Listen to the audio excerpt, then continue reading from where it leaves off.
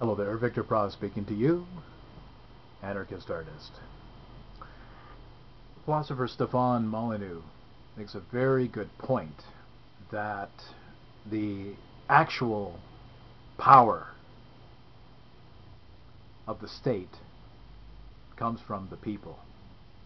It's our willingness to believe in this institution, our moral and intellectual sanction that we give it, is the actual power that the state has, beyond its obvious physical power.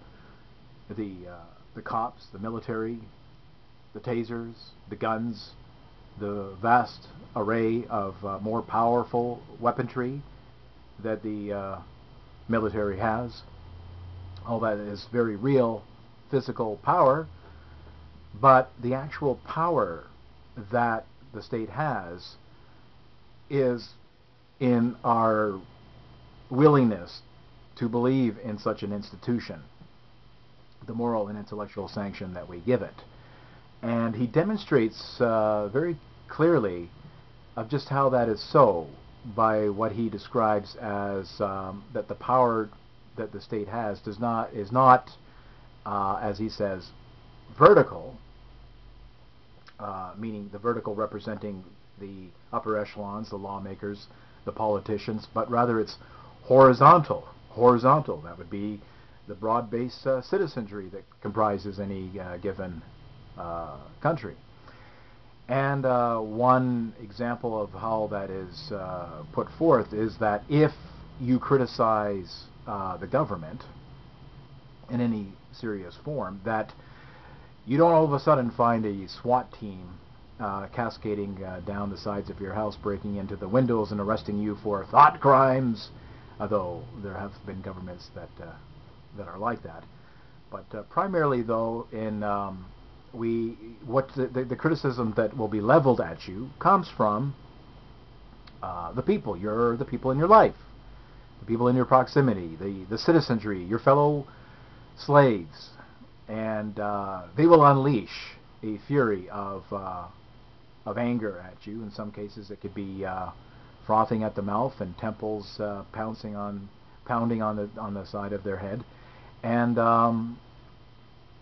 the type of criticism that you're subject to is something that could be severe to the point of where you will just shut up and resign and try to keep peace within your circle of people, whether that be family or friends. And that is the actual power that the state has. Now, basically, Stefan's idea was that if we are to take a hammer blow to the state, that we pretty much directly have to go to its source, where we do have power. Because we're not going to take on the cops, we're not going to take on the military. It would be a martyrdom's fool. It would be suicide to have some kind of violent revolution to overthrow that. Would be widespread bloodshed, and that's not what he's advocating at all. The whole point of social ostracism is to disassociate ourselves, to make the point clear, and also on just ethical principles that we do not associate with people who advocate violent force against us, because let's face it, the government and the state, it is force, it's institutionalized force, and for those individuals who are willing to give their moral and intellectual sanction to it, there's a severe problem there. So that's basically what the argument, and all of this, as an anarchist ethical approach to taking down the state by the force of ideas, has been turned upside down to making Stefan Molyneux into a cult leader. And one of the tactics is to separate and alienate inductees into cults from their family and from their friends and whatnot. But this is of course, this is anybody that has two honest brain cells to rub together knows that this is just a lot of shit. Okay, so now just moving on to the real issues now, beyond the crap that's been spewed out. Let's get to it now. So the one thing, though, that I would like to put forth is that it's not as easy just to say that, well, Taxation is force. It doesn't take brain surgery to see that.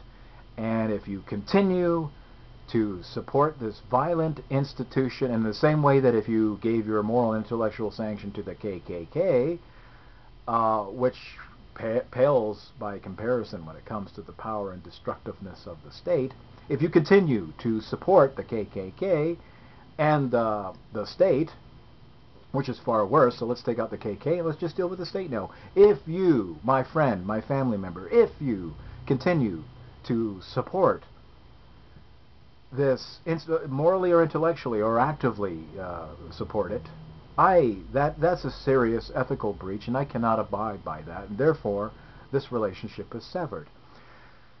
Now, on a certain level, that all sounds very reasonable. I don't associate with racists and the KKK, and I don't hang out with people who want to deploy or who sanction the use of violent force against me because they have a disagreement. Of course not. Of course not. But we have to understand, though, we have to understand just how thoroughly entrenched and indoctrinated the sheeple are, okay, the rank and file, our fellow tax slaves, to use whatever derogatory words we can conjure up. But the fact of the matter is that for the large constituency of people have no background whatsoever in philosophy. They are not familiar with this type of territory at all. Moral arguments, and to having a critical analysis from the anarchist school of thought towards the government. They are not familiar with this at all. Okay, they have no intellectual sinew when it comes to these matters. They might be very gifted tradespeople in their respective fields, whatever that is, very intelligent there. And but when it comes to formal academic philosophy or just the engagement of philosophical thinking in this type of critical analysis, they just do not have the sinew for it because they have never honed it. Not to say that they are incapable of it, but the common rank and file person just has not engaged in that type of analysis. They are thoroughly indoctrinated and have been radicalized. Their minds have been scrambled like bacon and eggs in the morning for their whole lives. As soon as they were born, as soon as they left their mother's tit, they were brought into the public gulag pens of public schooling where the indoctrination and propaganda is overt or subtle, and then they've been released into the cultural zeitgeist at large, in which the propaganda continues to be reinforced by their fellow, by the media and by their fellow slaves, so to speak. Okay, if you don't vote, you haven't got a right to complain, and blah blah blah blah, and it just goes on and on. So we have to have a little bit more understanding of that fact. We really do. Okay, it's not as simple as to say that, but with your third discussion or debate with a family or a family member or a friend, to say that, well, you know what, taxes are theft. Can't you see that? It doesn't take brain surgery to see that. And in a certain sense, yeah, it doesn't take brain surgery to see that, right? But we have to be a little bit more sympathetic, because one thing that I want to make absolutely clear is that take yourself as a model. Was it an easy jump from going from being a small government advocate, or wherever you were, wherever you came from, large or small government advocate, to jump from that to anarchism? How easy was that intellectual haul, and how long did it take you? I can tell you from where I stand, it was quite the intellectual haul. I was a small government advocate for a long time. Okay, I bought into the whole Randian small government paradigm of the proper functions of government, as it was said, and I had accepted that as lock, stock, and barrel, as a very reasonable stance to take. And by God, I did it on an ethical principle, that I was a small government advocate, and by respect for the non-aggression principle, that's why I believe that the government has only certain functions to perform, and when it oversteps those boundaries, it becomes tyranny. I bought into that for the longest time, and of course, as Stefan as indicated himself, whenever he's been inclined to speak autobiographically, has made that absolutely clear, that it was 20-odd years before he started to seriously look into anarchist school of thought. And we even have to look at the smoky, fiery god of reason herself, as Devon has characterized her, Ayn Rand. Look at Ayn Rand, for Christ's sakes. Okay, she bought into the whole idea of government, of wanting to return to the Constitution, to have it purified, to have it excised from its demons and the contradictions that might be found in it, and to have it rewritten or propose a new draft to keep erect this leviathan called the state, to keep it in, to return it to its proper functions, as she said. Right?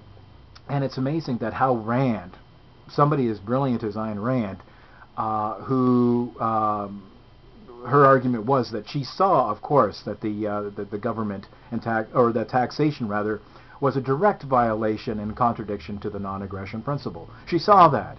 Of course she saw that, right? But she's still holding on to this idea of government. We need government. We need government.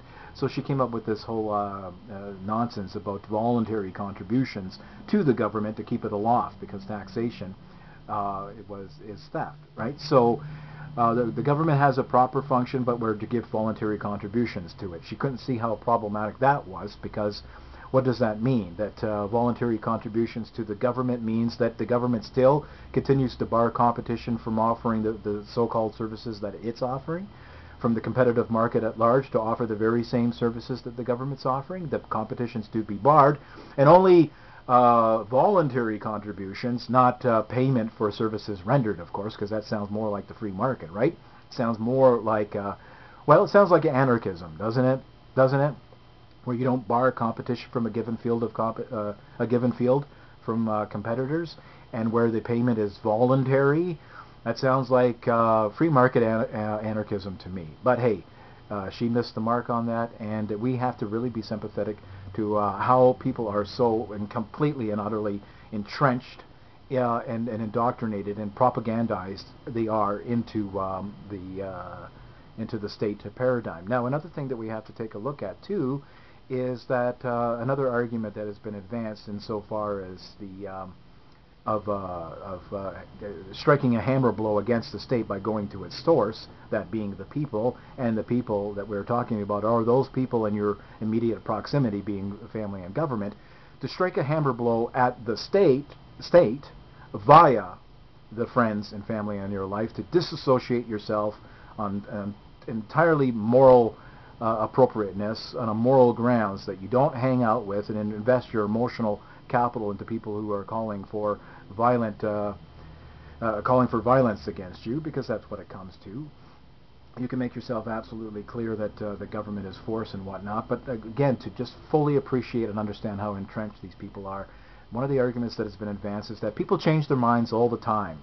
See, taxes are theft. It doesn't take brain surgery. People change their minds all the time on things.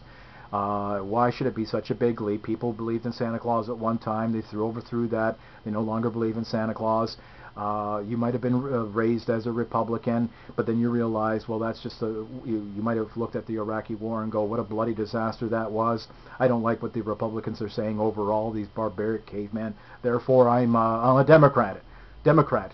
Well, you can see that that isn't any kind of major fundamental leap in thinking whatsoever. That is not an example of changing your mind in terms of ethical fundamentals at all. Okay, it just isn't, because as I've indicated in other videos, that we really have to distinguish between the state and the government. The government can be all different types of forms of governments: plutocracies, theocracies, democracies, fascist, socialist, communist, blah blah blah blah blah blah. And but the one concept, the paradigm, the dome paradigm that encompasses all those governments is the state. So when people jump over from being a Republican to being a minarchist in the Ayn Rand model, they're still in the mental muck and maze of the state. See, the state remains a constant. So it doesn't matter if you were a Republican yesterday and then you're a Democratic person the next day. You still bought into this idea of the state. The state, and it's not an intellectual, I mean, to go from being a Republican is a small, tiny little step over to being something else, some other bullshit political affiliation. But to make the massive leap from the state to anarchism is one major motherfucking haul. And we just have to realize that as intellectuals, that it wasn't entirely easy for us. So for the rank and file person who has absolutely no training or exposure to philosophical inquiry, you have to realize the obstacles that are in place there. Now, this is not some unilateral apologist approach towards the rank and file, and in their investing in this bloody, blood-drenched, wealth-plundering leviathan called the state. There are times where we don't have to feel absolute despair. And it's not to discredit Stefan's observations and good intentions, I guess, behind this, but the whole thing. But I just happen to think that it's a little bit more complicated than how it's been presented. And that does not mean that we give absolute moral sanction to these people who continue to support this leviathan. And I will explain that in the next videos to follow. That it's not something that's categorical, where we have to just resign to the fact of how propagandized they are, and whether to continue the relationship is or not is something that the individual has to decide. But I do want to uncover further elaborations on of approaches that we can take, and to also further elucidate of just how thoroughly entrenched people are in this idea. I've just touched the surface. I'm only touched the surface on this. So I'll leave it at that much for now. And thank you so much for listening. This is Victor Pross, anarchist artist. Pop goes the culture.